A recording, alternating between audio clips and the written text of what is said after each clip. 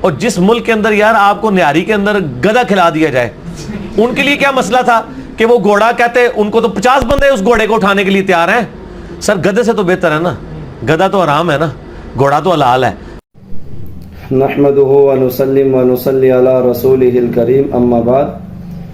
آپ نے مرزا محمد علی انجینئر صاحب کی بات کو ملاحظہ کیا کہ موصوف فرما رہے ہیں گدھے سے تو بہتر ہے نا، گھوڑا تو حلال ہے. یہ یعنی اس کی پوری گفتگو کا جو مرکزی خیال تھا وہ یہی تھا کہ گھوڑوں کی حرمت کے اوپر کوئی دلیل نہیں ہے یہ، اور بلکہ گھوڑوں کے حلال ہونے کے اوپر جو حوالہ وہ پیش کر رہے تھے وہ غزوہ خیبر کا جو موقع تھا کہ اللہ کے پیغمبر نے گدھوں کے گوشت کے کھانے سے منع کیا ہے، یہ اس روایت کو پیش کر رہے تھے. یہ حضرت جابر رضی اللہ تعالیٰ عنہ سے مروی ہے، یہ بخاری میں بھی موجود ہے اور مسلم شریف کے اندر بھی موجود ہے. یہ تو فقہائے احناف کا جو موقف ہے وہ یہی ہے کہ گھوڑے جو ہیں یہ حرام ہیں، یہ ممنوع ہے، ان کا کھانا درست نہیں ہے.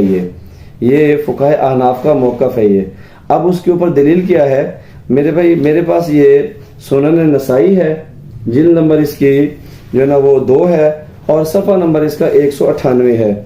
صفحہ نمبر 198 جلد نمبر 2 اور سنن نسائی ہے. یہ یہاں پر حضرت سیدنا خالد بن ولید رضی اللہ تعالی عنہ سے روایت مروی ہے، بلکہ یہاں پر امام نسائی نور اللہ مرکادہ پہلے ایک عنوان لے کر آئے ہیں گھوڑوں کے کھانے کے حلال ہونے کے بارے میں، یہ یعنی گھوڑوں کا گوشت حلال ہے یہ. اور پھر اس کے بعد ایک اور چیپٹر لے کے آئے ہیں کہ تحریم اکل لحوم الخیل، یعنی گھوڑوں کے گوشت کے کھانے کے حرام ہونے کے بارے میں. لفظ تحریم موجود ہے. یہ ائمہ محدثین کبھی بھی ضعیف روایات سے حلال اور حرام کا حکم جاری نہیں کرتے. یہ ائمہ محدثین کا اصول ہے، جو چیز حلال ہوگی جو چیز حرام ہوگی اس کے لیے متفق اور صحیح روایات کا انتخاب کرتے ہیں. صاف ظاہر ہے کہ حلال اور حرام کا تعلق وہ صحیح روایات کے ساتھ ہوتا ہے، ضعیف یا موضوع روایات کے ساتھ نہیں ہے. یہاں پر سیدنا خالد بن ولید رضی اللہ تعالی عنہ کی ایک روایت موجود ہے. یہاں پر ان خالد بن ولید رضی اللہ تعالی عنہ انہ سمع رسول اللہ صلی اللہ علیہ وسلم یقول لا یحل اکل لحوم الخیل والبغال والحمیر. حضرت خالد بن ولید رضی اللہ تعالیٰ فرماتے ہیں انہیں رسول اللہ صلی اللہ علیہ وآلہ وسلم سے سنا کہ اللہ کے پیغمبر فرما رہے ہیں گھوڑوں، خچروں اور گدھوں کا گوشت کھانا حلال نہیں ہے. اب حلال نہیں کا معنی کیا ہے؟ حرام ہے. یہ اب موصوف اسی روایت کو، یہ روایت سنن ابن ابی ماجہ کے اندر بھی موجود ہے اور یہ روایت سنن ابی داود کے اندر امام ابو داود رحمہ اللہ تعالی علیہ نے بھی اسے ذکر فرمایا ہے. اور موصوف اپنی اسی ویڈیو کے اندر کہہ رہے ہیں کہ حنفی بھی اسے جعلی کہتے ہیں. یہ اچھا، جس کتاب کا وہ حوالہ دے رہا تھا نا، جس کتاب کے حوالے سے اس روایت کو وہ ضعیف قرار دے رہا تھا، اس کے نیچے لکھا ہوا ہے کہ وفی اسنادہ، یعنی اس کی سند میں ایک راوی ہے، اس راوی کا نام ہے صالح بن یحییٰ بن مقدام. اب وہاں پہ لکھا ہوا ہے صالح بن یحییٰ کا جو باپ ہے نا، صالح بن یحییٰ کا جو باپ ہے یہ مستور الحال ہے، اس کے احوال معلوم نہیں ہے. میرے بھائی یہ تو تب ہوتا نا جب امام ترمذی نور اللہ مرکادہ اس کی پوری سند بیان نہ کرتے. یہاں پر سند کے ساتھ لکھا ہوا ہے صالح بن یحییٰ کا جو باپ ہے وہ مستور الحال نہیں ہے، یعنی ایسا نہیں ہے کہ صالح بن یحییٰ کا جو باپ ہے اس کا فیملی بیک گراؤنڈ، فیملی پس منظر جو ہے وہ معلوم ہی نہ ہو، ایسا نہیں ہے. بلکہ امام نسائی رحمۃ اللہ علیہ نے باپ کو بھی، پھر باپ کے باپ کو بھی، پھر پردادا کو بھی ذکر کیا ہے. یہاں پہ لکھا ہوا ہے کہ ان صالح ابن یحییٰ بن مقدام بن معدیب کرب.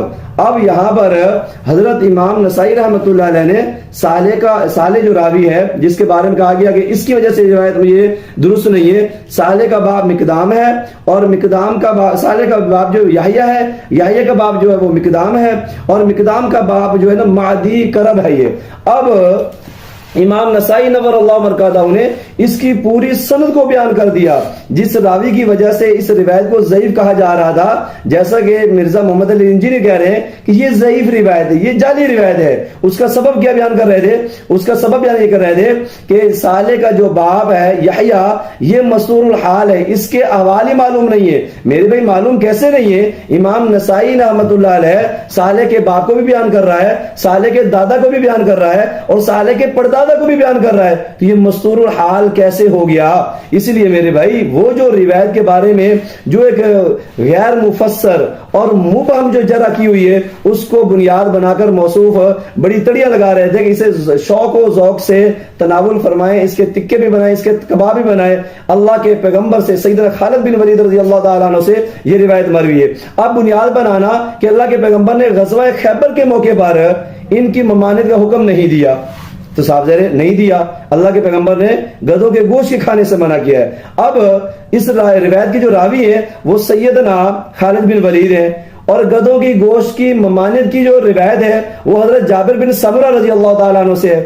غزوہ خیبر سن 6 ہجری میں پیش آیا تھا، بعض روایات کے مطابق سن 7 ہجری میں۔ یہ تو بہرحال 6 ہجری کے اندر غزوہ خیبر کا واقعہ پیش آیا تو معلوم ہوا کہ حضرت جابر بن سمرہ رضی اللہ تعالیٰ عنہ جو مدنی صحابی ہیں یعنی انصار صحابہ میں سے ہیں یہ، اور حضرت خالد بن ولید رضی اللہ تعالیٰ عنہ سن 7 ہجری کے درمیان میں یعنی وسط میں حضرت خالد بن ولید رضی اللہ تعالیٰ مسلمان ہوتے ہیں، اور بعض روایات میں سن 8 ہجری میں مسلمان ہوتے ہیں یہ۔